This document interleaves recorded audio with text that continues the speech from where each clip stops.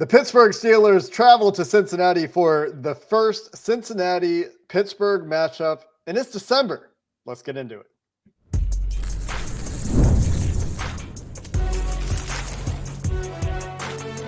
You are Locked On NFL Crossover, part of the Locked On Podcast Network. Your team every day. What's going on, football fans? Welcome to another crossover here on the Locked On Podcast Network. I'm Jake Liscow along with James Rapien from Locked On Bengals, joined today by Chris Carter from Locked On Steelers, as the Cincinnati Bengals will host the Pittsburgh Steelers.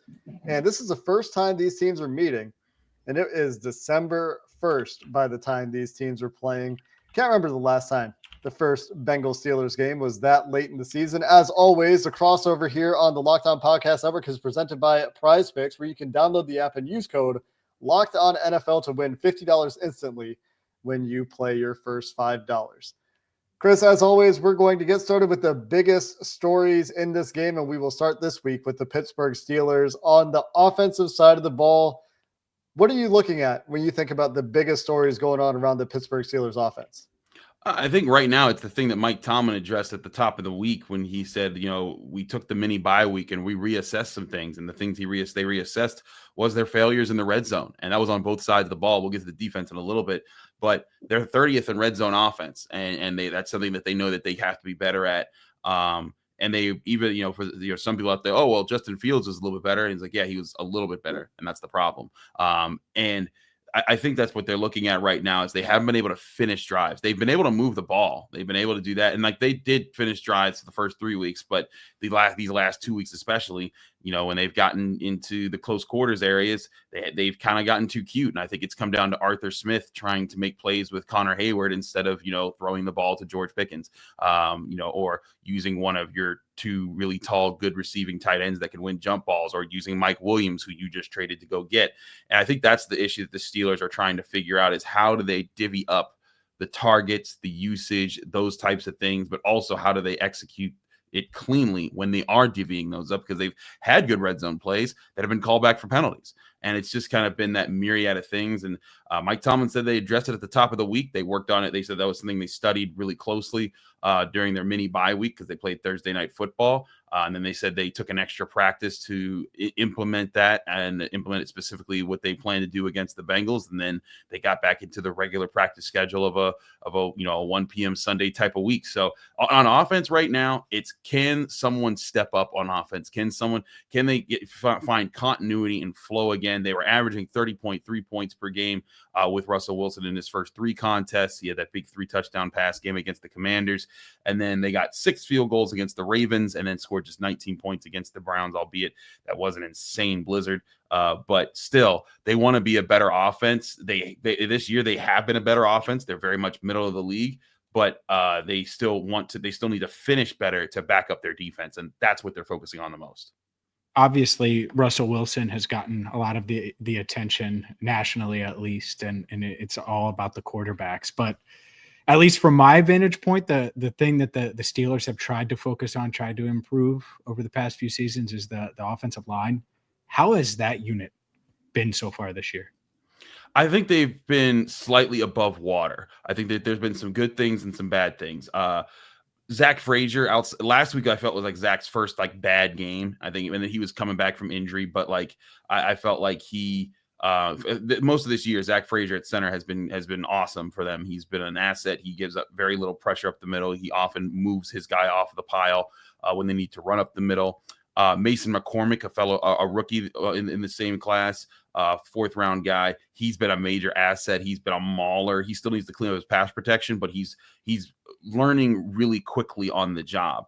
Broderick Jones is a very much a roller coaster case right now. Last week, he was more on the up than the down. But that's the thing is he hasn't been consistent. He's really good as a run blocker when he gets his hands on guys.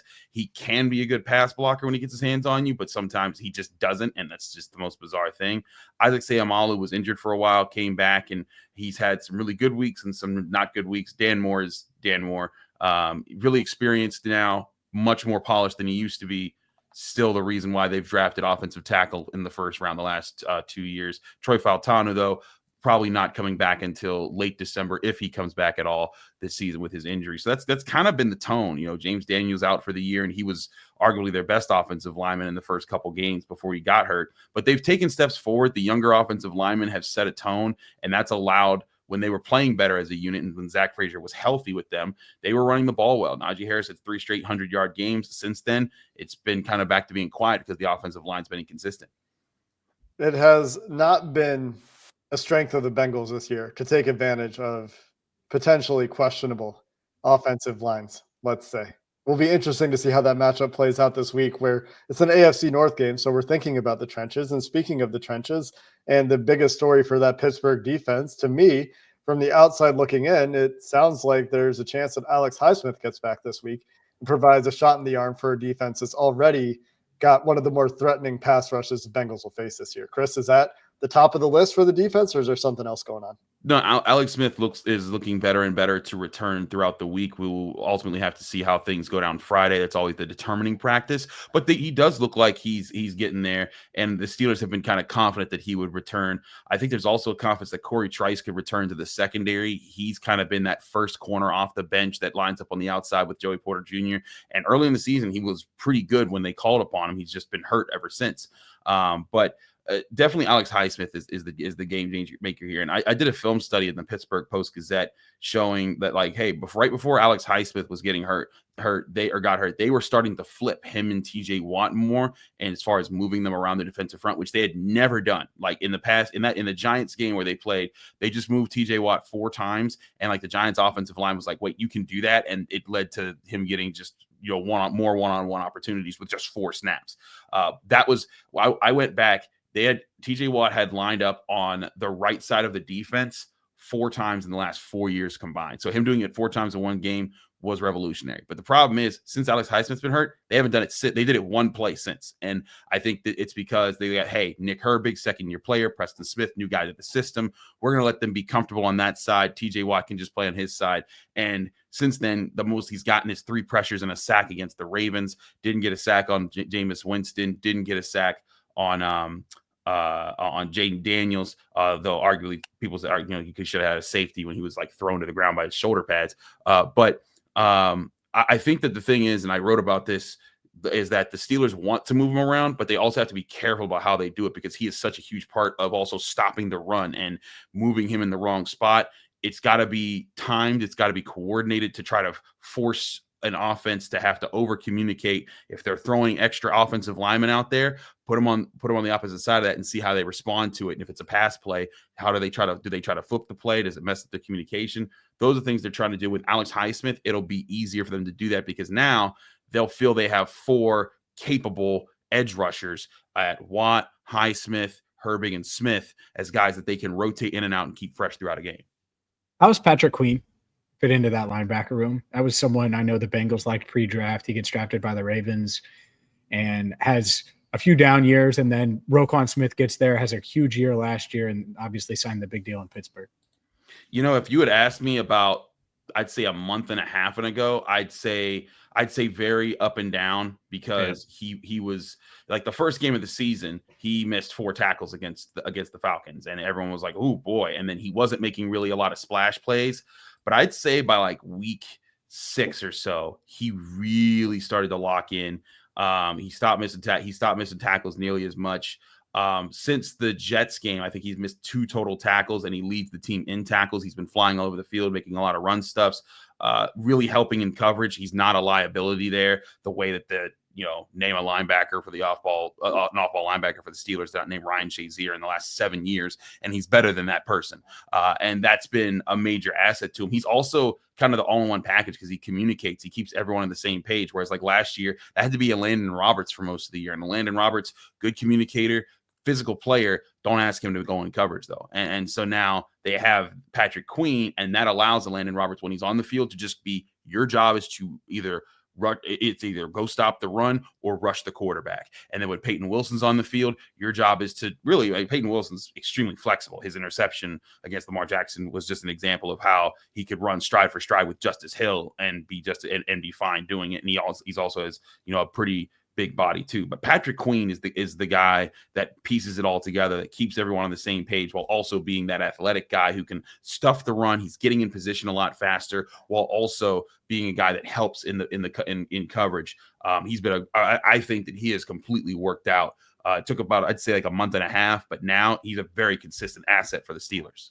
And now getting the rest of the schedule for the most part against AFC North opponents with whom he is very familiar for Patrick Queen. And we'll see how he does against the Bengals, of course, this weekend. Coming up next, we flip the attention to the Cincinnati Bengals and the biggest stories going on with the beleaguered 4-7 team playing out of Paycor Stadium. That's next on this week's crossover. This crossover is brought to you by FanDuel, America's #1 sportsbook. And one of the many reasons they're America's #1 sportsbook is the awesome bonuses they have. For example, right now, new customers get a $5 bet right, and they will get $150 in bonus bets if you win your first $5 bet. The FanDuel Sportsbook app gives you everything you need to place live bets on the NFL all in one place. So when you're looking at what's going on with the Pittsburgh Steelers and the Cincinnati Bengals this weekend, you'll see that 2.5-point spread where the Cincinnati Bengals closer to last place and the Pittsburgh Steelers in first place.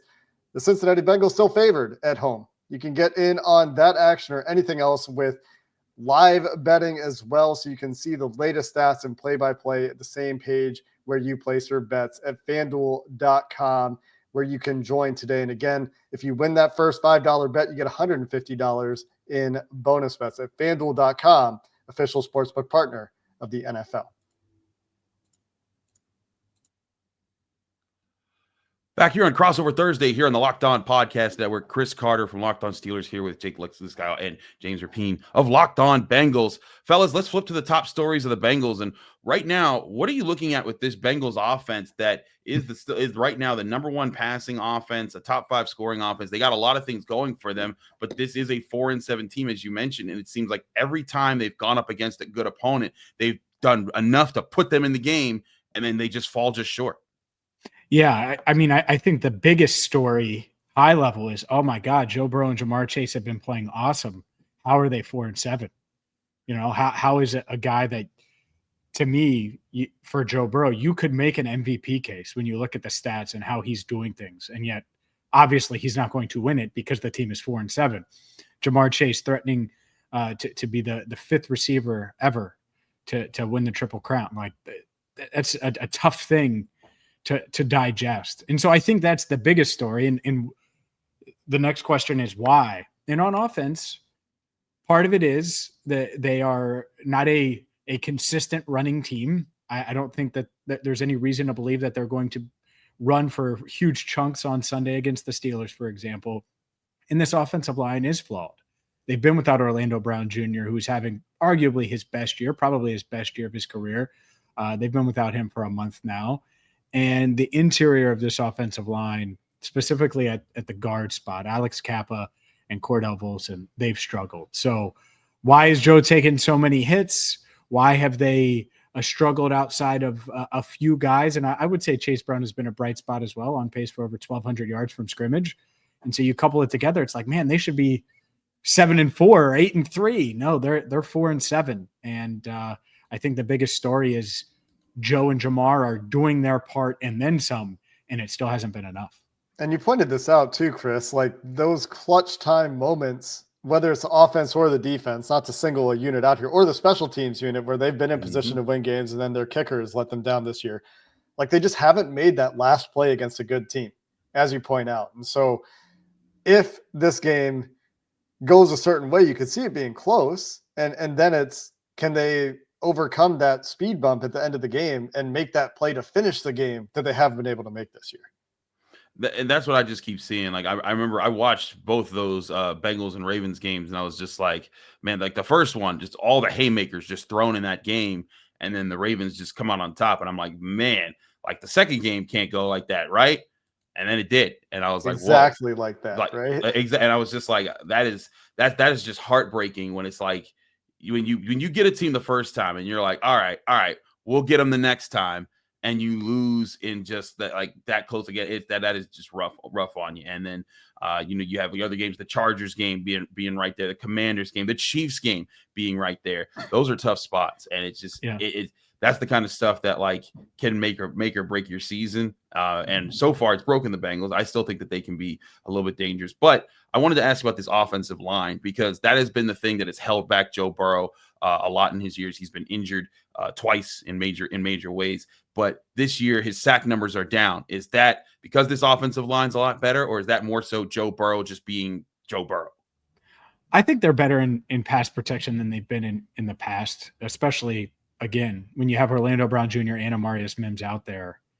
You feel pretty good about that. Trent Brown early on, still quality pass protector in this league when healthy. So you couple that with Ted Karras, and I think, they've been solid. But the guards, there were some flashes early where I thought it would be okay. And, they've been pretty bad. And that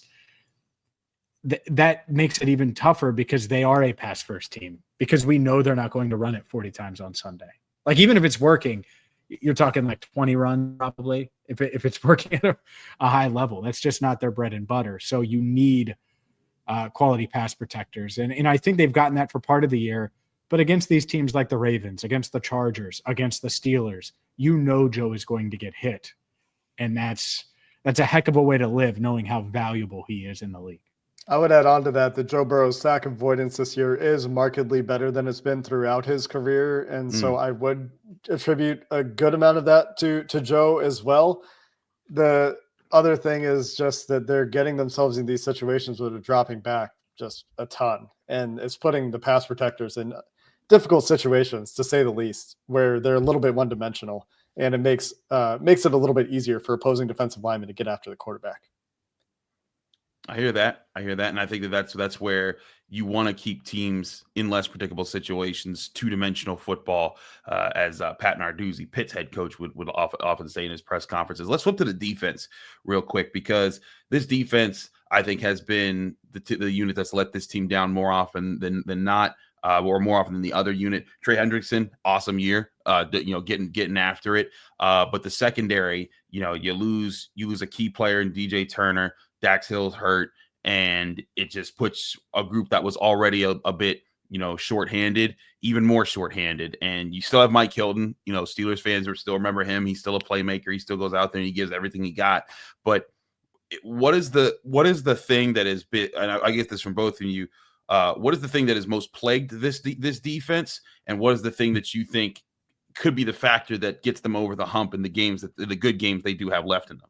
Oh, what has been the issue? Well, it's been a bunch of them. I mean, that's what's tough is you when you lose so many close games, it's been one thing or another thing or another. Their biggest issue, and again, this is not discounting the secondary and Cam Taylor-Britt, but the pass rush. It's Trey Hendrickson and no one else. And that is not the way to live. And the Steelers fans listening and watching right now understand that, because the Steelers can just throw guys.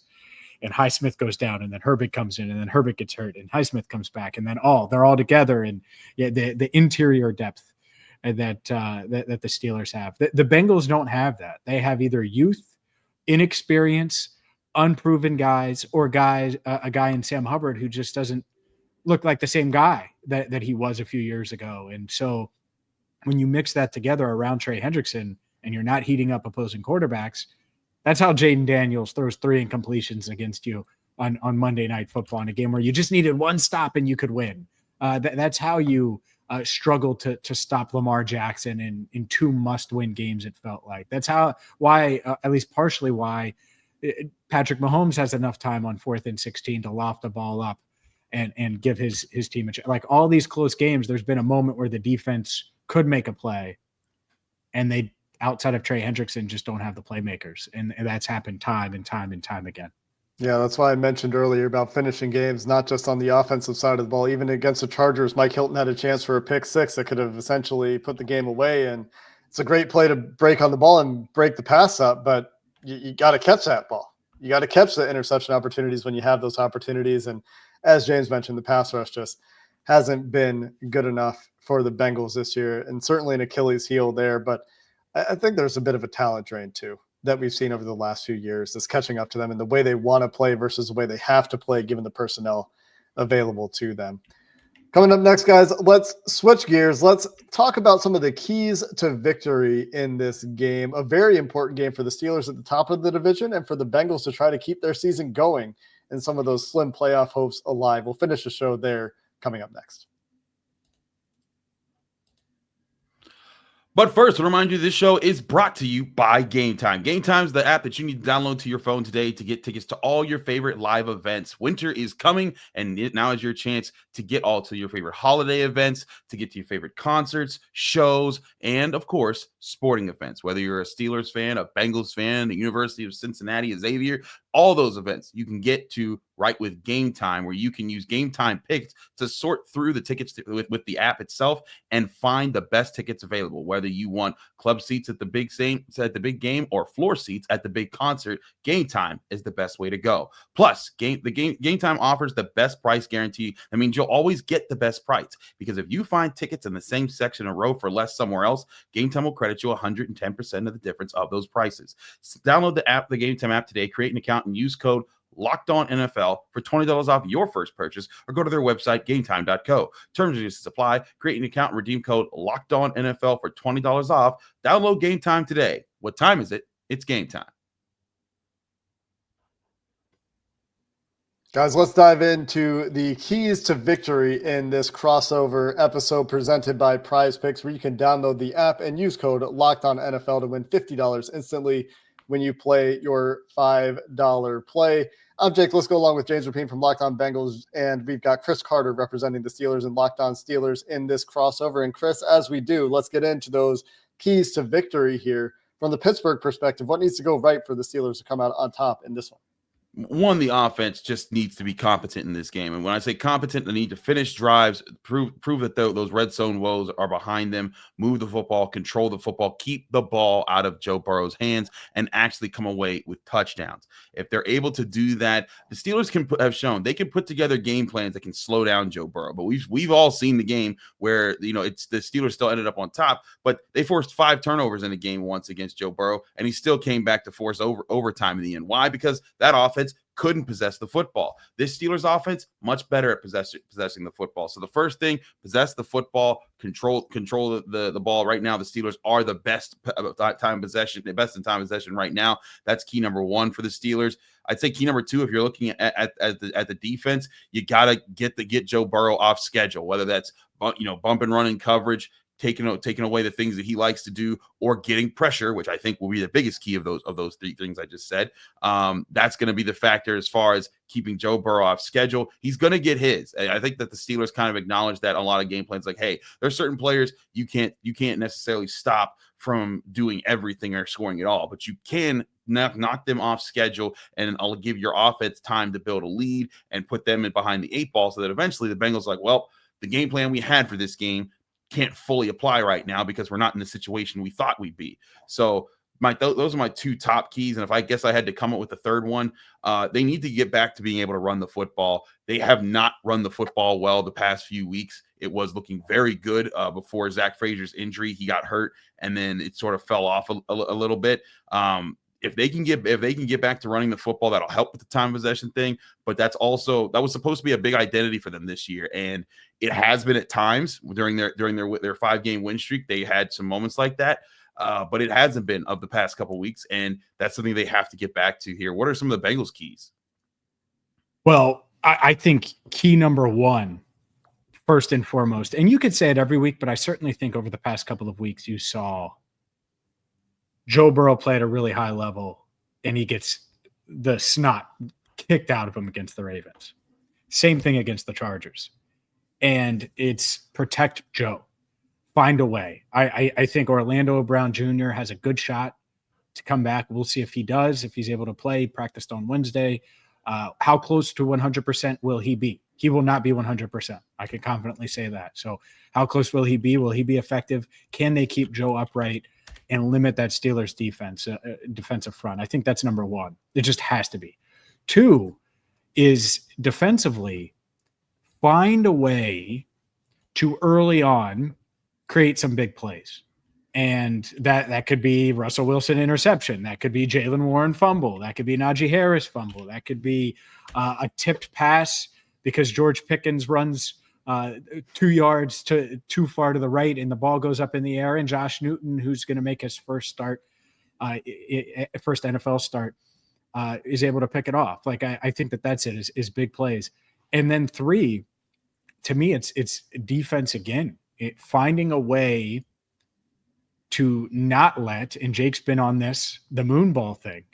You cannot give up these big plays, regardless if you're Cam Taylor-Britt or a rookie in Josh Newton or Geno Stone. Doesn't matter. This secondary, this pass rush, it all has to come together and make sure it limits those big plays for the Steelers, whether it's the run or the pass for that matter. I think that those are the 3 things, and there are a bunch of things. I mean, I honestly, Chris, I think about this team and where they're at, and I could see the Steelers winning this game in a bunch of different ways, which means that the Bengals, that there are a lot of keys to stir the drink, so to speak, to get them to a win. There's also just this, not to talk about the kickers too much, but man, there's a kicking disparity between these teams this year. And for all this discussion about what needs to go right on offense and defense, we've seen the Bengals stay in games against everybody but Philly this year because their offense and defense have done enough. And in a lot of those games, the Bengals kicking unit has let them down. Meanwhile, you got a kicker in Pittsburgh who has been lights out this year. So there's a kicking disparity in this game where previously I would have felt very confident with the Bengals and Evan McPherson coming into this year. And lately, that's certainly not been the case, to the point that we've got stories about, what's going on with the holding and kick and snapping operation, and learning about revolutions on the snap to make sure the laces are caught by the holder in the right, it's that level of conversation around what's going wrong with the Bengals kicking game right now. So I'm just going to throw that one out there as another one, because it really has cost the Bengals. As you mentioned, Chris, some of the games you've watched this year and against some other teams this year where they're just not getting those clutch kicks when they need them, in addition to other clutch plays. So I'm just throwing out the specialist there is another one that the Bengals need to kick better. Yeah, in 2 games against both Harbaughs. The Charger game, Evan McPherson misses 2 kicks in the 4th quarter. And then week 5 against the Ravens, you outplay the Ravens, you get a gift in overtime, you should win in the hold. Like, just those 2 plays alone, or 3 plays, are just game changers, momentum changers. That's a lot of factors there. And I think that's the thing, is that this is still a divisional game. As much as, like, I think Bengals fans are down, Steelers fans are they're always down after 1 loss. It don't matter what their record is. They're just why they want to be negative. But I think there's this want to kind of say, no, we are the more miserable right now. But at the end of the day, like, I think this is still going to be a tough divisional game. We'll both get to our predictions in the next episode that we each do. But I still think these are 2 teams. They know each other well. They both have different weaknesses that each of them can strike at. And that's where I think it's going to come down to, is who can use their strength first in this game to set the pace. Yeah, it's so interesting to me that the Bengals are favored in this game, despite what the standings say, despite what they've done against teams with winning records this year, despite what they've done in close games. But despite all of that, I think that where Vegas isn't totally out to lunch on this is that the Bengals, because of Joe Burrow and Jamar Chase and T. Higgins and Chase Brown, and because Trey Hendrickson can take over games sometimes, we saw him do that against the Chiefs, and that's the reason the Bengals were right there with the Chiefs defensively in that game, long time ago now. But you get the point. There's the Bengals can be better than their record, but they haven't been able to finish games. And in a game that could be close, because these teams are so familiar with each other, and it is an AFC North game, and it isn't Cincinnati, all of that stuff comes into what should be another good one in the AFC North. It's just crazy that we're not talking, Chris, here until December. I mean, what are these schedule makers doing? It's so late in the year. Hard knocks, man. They're all up. They're taking up our parking spaces. They're all over the place. They're extra cameras in every scrum. I hope HBO and Max, they hope they get their money's worth for this stuff, because we certainly are being accommodating here. That's going to do it for this crossover on the Locked On Podcast Network. We've got more content for you on Locked On Bengals and Locked On Steelers before the game. You can check out those respective channels on YouTube or anywhere you get your podcast to stay up to date. and we appreciate you listening to this crossover on the Locked On Podcast Network, your team every day.